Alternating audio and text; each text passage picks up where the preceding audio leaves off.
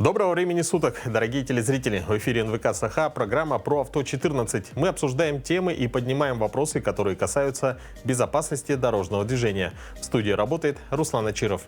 В течение следующих 25 минут вас ждет много интересной и полезной информации. Итак, смотрите в сегодняшнем выпуске. Статистика происшествий. Что случилось на дорогах республики за последнюю неделю? Как перевести автомобиль на газ? Какое оборудование нужно и как правильно все оформить? Какие правонарушения фиксируют камеры видеофиксации нарушений? Свыше 300 человек из 74 регионов страны приняли участие во всероссийском форуме «Я выбираю ЮИД».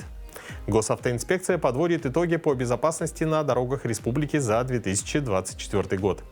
Повторение – мать учения. Правила дорожного движения в нашей студии проверит артист службы телесериалов Данил Иванов. А в начале выпуска предлагаем вашему вниманию обзор происшествий на дорогах нашего региона. На автомобильных дорогах республики со 2 по 8 декабря зарегистрировано 6 дорожно-транспортных происшествий, где травмировано 10 человек. Так, 5 декабря в Мирном водитель, управляя автомобилем Great Wall, не выбрал безопасную скорость движения. Не убедившись в безопасности маневра, совершил столкновение с грузовым автомобилем «Урал». В результате ДТП водитель легковушки и 3 его пассажира были доставлены и госпитализированы в медучреждение. 4-му пассажиру назначено амбулаторное лечение. 5 декабря в Якутске на улице Рыдзинского водитель автомобиля Toyota Vitz совершил наезд на 70-летнего пешехода, который переходил проезжую часть в неустановленном для перехода месте. В результате наезда пешеход получил переломы и ушибы и госпитализирован в медучреждение. 6 декабря в селе Петровка Мегино-Кангаласского района совершен наезд на пешехода. В ходе проверки установлено, что водитель, управляя транспортным средством марки «Нефас», не убедившись в безопасности маневра, совершил наезд на пешехода. В результате ДТП женщина-пешеход была доставлена в больницу. А мы двигаемся далее.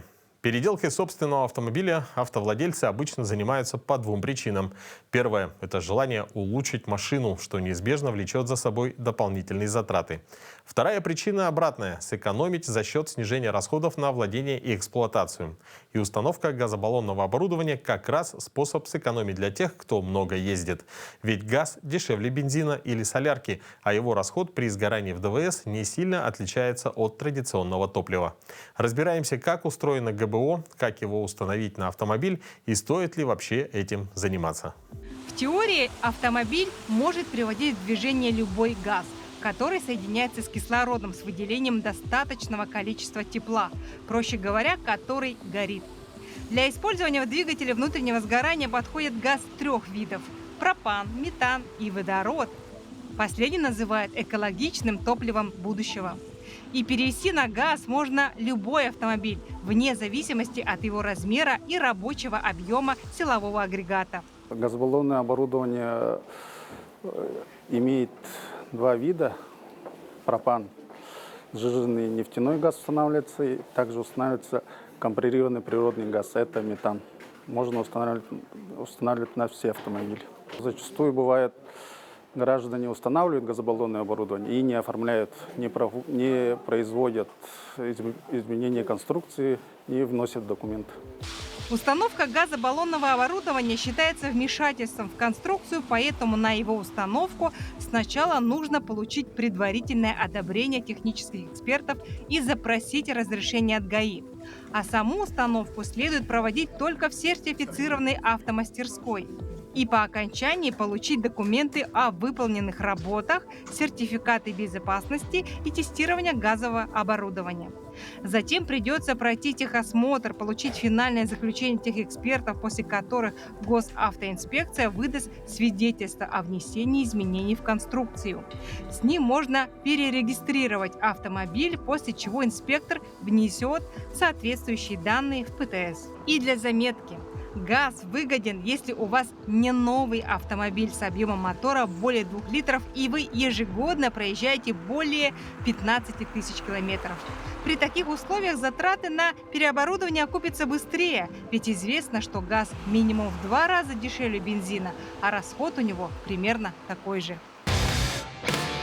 В Якутии продолжает снижаться количество ДТП. Это связано с улучшением дорожной инфраструктуры, ужесточением наказаний за нарушение ПДД и более ответственным поведением водителей и пешеходов.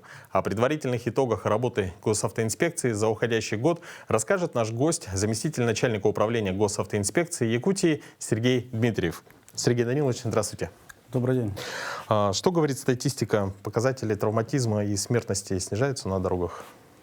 Ну, если исходить из статистики дорожно-транспортных происшествий, то на сегодняшний день на территории республики у нас отмечается снижение общего количества ДТП, а также отмечается снижение количества раненых в ДТП, но, к сожалению, отмечен рост количества погибших в таких дорожно-транспортных происшествий. Допустим, на сегодняшний день у нас на территории республики зарегистрировано 73 погибших в результате дорожно-транспортных происшествий. А какие виды ДТП в основном регистрируются на дорогах республики? Основными видами ДТП, как и прежде, это является столкновение, опрокидывание, наезды на пешеходов. Основная тяжесть последствий и фиксация таких видов ДТП, как столкновение, в действительности по сей день, так же, как и в прошлые годы, отмечается на автодорогах федерального регионального значения вне населенных пунктов. А какие можно отметить основные проблемы на дорогах города Якутска и в республике в целом?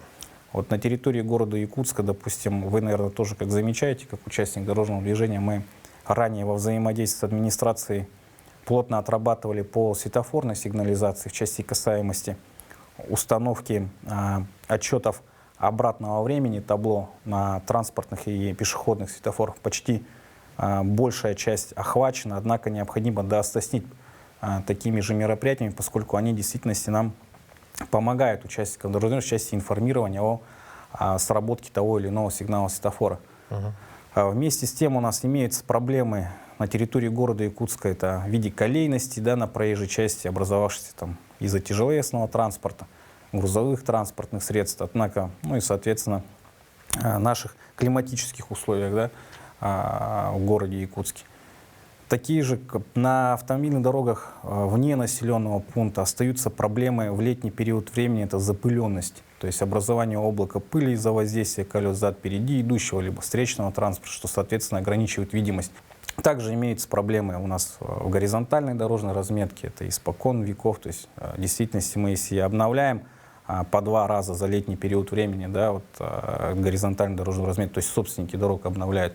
Но опять же, из-за того, что у нас из-за дождей, из-за того, что у нас остаются осадки на проезжей части от дождей, и у нас, допустим, не везде имеется усовершенствованное покрытие, то есть примыкание у нас из песчано-гравийной смеси, то есть, соответственно, эта разметка быстро стирается, естественно, и приводится в негодность. Какие новые камеры фото-видеофиксации установлены в этом году? И, на ваш взгляд, удается ли им заменить сотрудников ДПС? В текущем году, если мне не изменяет память, у нас всего 159 комплексов фото-видеофиксации административных правонарушений в области безопасности дорожного движения. В текущем году был установлен один комплекс на перекрестке улиц Свердлова-Лермонтова города Якутска, который у нас позапрошлом году выступал местом концентрации ДТП, где у нас было зарегистрировано более 3 ДТП одного вида с пострадавшими. Ежегодно расширяется функционал работы таких комплексов, таких мобильных комплексов, как автоураган МС на наших патрульных транспортных средствах в количестве 10 единиц, которые распознают, в которых непосредственно включены те данные, которые нам позволяют выявлять водителей, лишенных права управления, с использованием, то есть транспортных средств с архивными государственными регистрационными знаками, не зарегистрированным в установленном порядке. То есть с каждым годом функционал комплексов фото-видеофиксации, соответственно, усовершенствуется, в том числе у нас в Якутске и в Республике Саха-Якутия.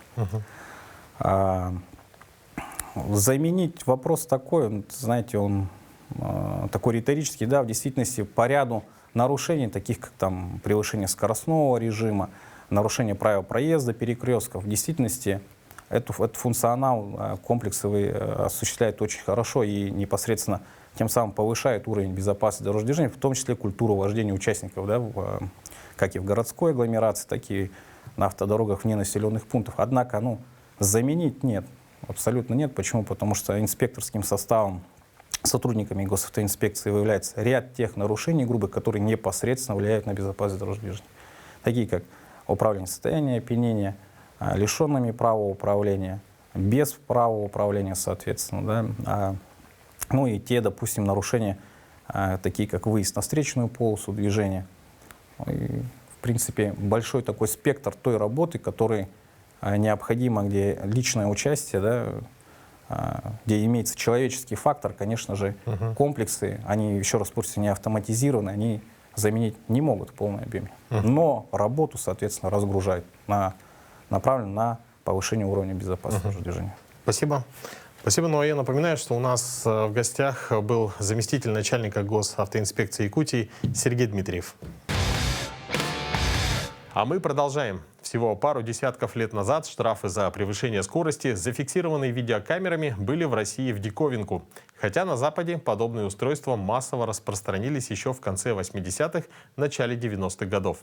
Теперь всевидящее око систем видеонаблюдения неустанно следит едва ли не за каждым шагом водителя. Редкий автомобилист может похвастаться тем, что ни разу не получал хотя бы одного письма счастья со штрафом. Камеры – это уже не просто российская реалия. Они серьезно помогают снижать аварийность на дорогах. По данным госавтоинспекции, на дорогах страны сегодня работает уже почти 10 тысяч таких камер. Большинство из них способны отследить не только нарушения скоростного режима, но и способны распознать и другие виды нарушений. Например, непропуск пешеходов на пешеходных переходах, выезд на полосу встречного движения и под знак «Въезд запрещен», нарушение требований знака движения грузовых автомобилей запрещено, выезд транспортного средства на полосу общественного транспорта, нарушение правил остановки и стоянки и другие. В настоящее время в республике установлено 159 комплексов фото-видеофиксации. Из них стационарных комплексов 148, мобильных и передвижных 11 единиц. Сведения о местах установки камер автоматической фиксации нарушений ПДД, а также маршрутах движения транспортных средств с размещенными на них мобильными камерами находятся в открытом доступе на официальном сайте Госавтоинспекции МВД России. Местами, где допускается установка стационарных и передвижных комплексов фотофиксации, определены аварийно опасные участки дорог, пересечения дорог, где в течение отчетного года произошло 4 и более ДТП с материальным ущербом одного вида, или произошло 2 ДТП одного вида, или 4 ДТП, независимо от их вида, в результате которых погибли или были ранены люди. Автоматические пункты весового и габаритного контроля, места, где ведутся работы по строительству, реконструкции, капитальному ремонту дорог, где требуется ограничение или прекращение движения, пешеходные переходы, места, где запрещена стоянка или остановка транспортных средств, перекрестки, а также места, определяемые при осуществлении контроля в области безопасности дорожного движения. В настоящее время проводятся мероприятия по модернизации информационной системы Госавтоинспекции и Российского союза автостраховщиков по проверке с помощью видеокамер наличия полиса ОСАГО. В Москве завершился Всероссийский форум юных инспекторов дорожного движения «Я выбираю ЮИД». Он объединил более 300 активистов отрядов ЮИД, педагогов и сотрудников госавтоинспекции из 74 регионов страны. Нашу республику представили юидовцы отряда «Перекресток» средней школы номер 3 города Якутска. Далее тему продолжит наш следующий сюжет. Для Карины Кадыровой поездка на это мероприятие как члена ЮИД далеко не первая. За ее плечами участие в различных конкурсах и форумах в лагере «Орленок», «Океан» и «Сосновый бор». Последний, кстати, принес девушке и ее команде первое место в конкурсе «Безопасное колесо». Все эти достижения и послужили возможностью отправиться на престижный форум в Москву, где Карина и 3 ее друзей, также членов отряда ЮИД «Перекресток», представили Якутию. Форум проходил в городе Москва. Мы жили в отеле «Вега» Измайлова. Нам очень там понравилось, все очень хорошо. Была также вкусная еда. Мы на форуме 2 дня отдыхали, потом мы 2 дня полностью были заняты. У нас были лекции, игры, дискуссии. потом там завтрак, обед, ужин. Илья, как и Карина, имеет такой же богатый послужной список. Поэтому неудивительно, что на форуме он встретил своих давних знакомых, юидовцев из Тюменской области. Ребята тепло поприветствовали друг друга и в этот раз уже не были оппонентами. Ведь форум «Я выбираю ЮИД» – это прежде всего встреча юных инспекторов движения, показательные выступления, мастер-классы, обмен опытом. На форуме мы создавали разные проекты. Получается, каждая команда разделялись отряд по командам и создавали свои проекты насчет того, что мы хотим создать для будущих юидовцев, чем бы они хотели заниматься. У нас были разные, получается, категории. У нас было наставничество с 14 до 16 лет. А еще ребята провели для младшеклассников Московской школы увлекательную игру «Как вести себя на дороге». У нас была как типа монополия, кидали кубик, и команда проходила вперед на столько, сколько на кубиков. Если она ответит правильно, да? Да, если она ответит правильно, то проходит дальше. Если не отвечает, то либо назад, где они были, либо выход из игры. Организаторы подготовили для ребят большую патриотическую программу. Состоялся интересный разговор о патриотическом воспитании подрастающего поколения через современную музыкальную культуру с известными исполнителями. Юидовцы вместе побывали на ВДНХ, погуляли по Красной площади. Словом, насыщенно, полезно, интересно и весело провели время. И это здорово. С удовольствием хочу приступить к нашей постоянной и любимой многими рубрике, в которой горожане проверяют свои знания о правилах дорожного движения. По традиции наш экспресс-тест состоит из 10 вопросов, а ответит на них артист службы телесериалов Данил Иванов. Данил, здравствуйте. Здравствуйте. Данил, скажите, какой у вас водительский стаж? У меня больше 10. В 2010 году получил. Угу. Вот. Волнуетесь? Ну, немножко есть. Немножко есть. Ну, мы желаем вам удачи. Будет 10 вопросов и ваши 10 ответов. Итак, внимание, первый вопрос. Вы намерены развернуться. Ваши действия. Варианты ответов. Проедете перекресток первым. Второй вариант. Выполните разворот, уступив дорогу легковому автомобилю. Третий вариант. Дождетесь, когда регулировщик опустит правую руку. С моей стороны разрешено, по-моему, все направления. Поэтому ответ второй. Выполняя разворот, уступив дорогу легковому автомобилю. Потому что ему тоже разрешено поворот направо. Вариант номер 2. Вариант номер 2. Принято. Следующий вопрос. Кто из водителей нарушил правила стоянки? Варианты ответов оба. Только водитель автомобиля А, только водитель автомобиля Б. И третий вариант – никто не нарушил. Водитель автомобиля А.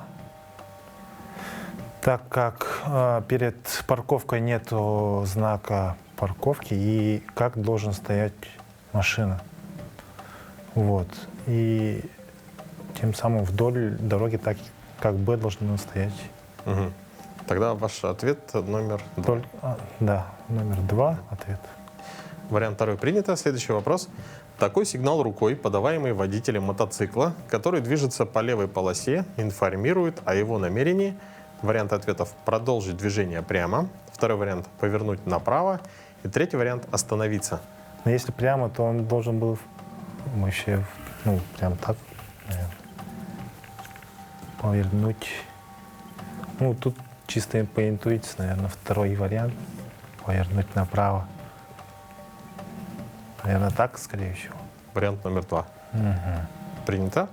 Следующий вопрос. При перестроении на правую полосу в данной ситуации вы должны уступить дорогу автомобилю, движущемуся по соседней полосе. И второй вариант. Имеете преимущество в движении. Тут помеха справа. Должны уступить дорогу автомобилю. Ответ первый. Вариант номер 1. Принято. Следующий вопрос. Какие из указанных знаков используются для обозначения границ искусственной неровности? Варианты ответов только А. Второй вариант только Б. Вариант третий – Б и В. В точное исключение. Это уже только А. Ответ А. Это 1. Вариант номер 1. Принято. Следующий вопрос. Как вам следует поступить, двигаясь по перекрестку с круговым движением? Варианты ответов. Уступить дорогу грузовому автомобилю. Второй вариант – проехать перекресток первым. И третий вариант – действовать по взаимной договоренности с водителем грузового автомобиля. проехать перекресток первым, так как там нету знака «уступить дорогу». Ну, в некоторых круговых есть, ну, бывают такие знаки, но, допустим, в Новосибирске. Вот. Ответ 1 – уступить дорогу. Ответ 2 – проехать перекресток первым. Проехать перекресток первым, вариант 2. Принято. Следующий вопрос. Каковы ваши действия в данной ситуации? Варианты ответов. Объедете грузовой автомобиль справа по обочине. Второй вариант. Продолжите движение только после того, как грузовой автомобиль освободит полосу движения. И третий вариант. Допускаются оба варианта. Ну, обычно, как практика показывает, объехал бы грузовой автомобиль, но по правилам вариант второй – продолжить движение только после того, как грузовой автомобиль. Ну, по обочине нельзя движение. Вариант номер 2. 2. Принято. Следующий вопрос. Какие из указанных знаков отменяют все ограничения, введенные ранее запрещающими знаками? Варианты ответов только В. Вариант второй А и Б. Третий вариант В и Г. И четвертый вариант все. Только В. Вариант номер 1. Вариант номер 1. Принято. Точно. Следующий вопрос. Этот знак указывает что? Вариант ответов. Вы должны повернуть направо или налево. Второй вариант. На пересекаемой дороге организовано реверсивное движение. И третий вариант. Вправо и влево от перекрестка организовано одностороннее движение. Второе. Вариант, вариант номер второй. 2. Принято. Последний вопрос. На каком рисунке показано правильное положение рук на рулевом колесе? Варианты ответов на левом, второй вариант на среднем и третий на правом. На правом. Вариант номер 3. Вариант номер 3. Принято. Ну что, вы ответили на все вопросы. А результаты сейчас проверит преподаватель теории безопасности дорожного движения Анастасия Бушуева. Добрый вечер, уважаемые зрители. Итак, проверим знания по правилам дорожного движения Данила. Итак, первый вопрос. Вы намерены развернуться. Ваши действия. У нас перекресток регулируемый. Регулировщик показывает красном автомобиле в любом направлении. Но мы заняли левую полосу, значит, с левой полосы мы должны двигаться прямо налево и сделать даже разворот. А вот синему автомобилю мы знаем, если жезл смотрит на меня, поверну направо я. Если мы развернемся, синий автомобиль будет у нас помеха справа. Значит, выполним разворот, уступив дорогу легковому автомобилю. Ответ второй. Кто из водителей нарушил правила стоянки? Ставить транспортное средство в один ряд нужно поставить параллельно краю проезжей части. Даже на местном уширении мы должны поставить параллельно. В нашем случае нарушает А. Ответ – нарушил только водитель автомобиля А. Ответ второй. Третий. Такой сигнал рукой, подаваемый водителем мотоцикла, который движется по левой полосе, информирует о его намерении. Если у нас не работают указатели поворота, мы должны подавать сигнал рукой. В нашем случае мотоциклист, согнутая левая рука, показывает повернуть направо. Ответ второй. Четвертый вопрос. При перестроении на правую полосу в данной ситуации Б. У нас полоса заканчивается, а белый автомобиль едет по своей полосе, он не меняет свое направление, поэтому мы должны уступить дорогу автомобилю, движущемуся по соседней полосе. Ответ 1. Какие из указанных знаков используются для обозначения границ искусственной неровности? Как говорится, лежачий полицейский. Это знак, конечно, А. Как вам следует поступить, двигаясь по перекрестку с круговым движением? У нас установлен знак 4.3 круговое движение. Круг в нашем случае главное, поэтому мы проедем перекресток первыми. Каковы ваши действия в данной ситуации? Конечно, двигаться по обочинам запрещается, поэтому мы должны продолжить движение только после того, как грузовой освободит полосу движения. Ответ второй. Какие из указанных знаков отменяют все ограничения, введенные ранее запрещающими знаками? Конечно, знак запрещающий 3.31 отменяет все ограничения, введенные ранее запрещающими знаками. Конец зоны всех ограничений. Ответ 1. Этот знак указывает, что у нас установлен знак 5.9. реверсивное движение. Выезд на дорогу реверсивным движением. Значит, на пересекаемой дороге организовано реверсивное движение. Ответ второй. И последний вопрос. На каком рисунке показано правильное положение рук на рулевом колесе? Конечно, мы должны держать руки на рулевом колесе по сравнению с циферблатом часов. Или без 15,3, или без 10,2. В нашем случае ответ на правом рисунке. Итак, у нас Данил ответил на все вопросы правильно. Уважаемые водители, будьте внимательны и осторожны на дорогах. Соблюдайте правила дорожного движения. Всего вам доброго. До свидания. Вот и подошла к концу наша передача. Дорогие телезрители, будьте бдительны, соблюдайте правила дорожного движения и берегите себя. До новых встреч в эфире.